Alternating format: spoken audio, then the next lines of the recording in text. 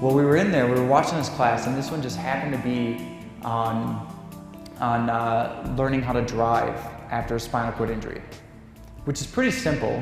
It's just a set of hand controls. So I drive a Subaru Outback, and when I drive it, on the left side of my steering wheel, I just have a hand control there that when I push down on it, it pushes in the gas, and when I push in on it, it pushes the brake. That's it. That's all I need to be able to drive. But in this video, I'm actually watching somebody drive that has a spinal cord injury. And I don't know if you can tell from here, but you can see all the atrophy I have, the lack of muscle in this hand versus this hand. You know, and so I'm looking at people driving and I'm seeing these really bony hands, similar to mine, you know, getting their wheelchair in the car or learning to drive and hitting the gas and that kind of thing. And something about that hit me like a ton of bricks. And at that moment, I realized this is going to be the rest of my life. I am not going to walk away from this. I'm going to be in the wheelchair the rest of my life. And so that was a terrifying moment. You know, reality really sunk in. And I had Amy by my side at that moment, but she had to actually leave and go to work that day.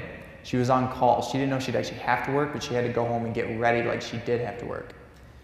And so I didn't say anything to her about it because I didn't want her to end up going to work thinking about what mental state I was in at that moment.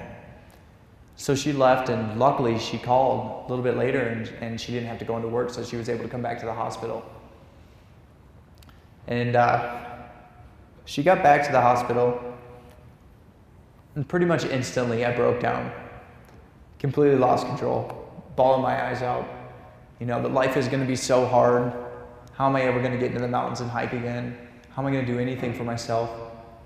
And it wasn't that I couldn't walk. It wasn't that I had a spinal cord injury. It wasn't any of that. It was that I had to give up on my dreams. At this point, the biggest dream that I had was I wanted to be flying a wingsuit. Have you guys ever seen those wingsuits, people that jump off of cliffs and they're flying really close to things, going about 120 miles an hour? That was my goal.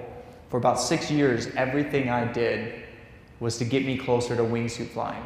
That's all I wanted in life.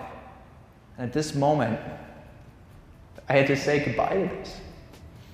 And for somebody that's as big of a dreamer as I am, to have to let go of something that meant so much to me, I wouldn't wish that moment on my worst enemy. That was definitely the heaviest thing I've ever had to take on in my entire life.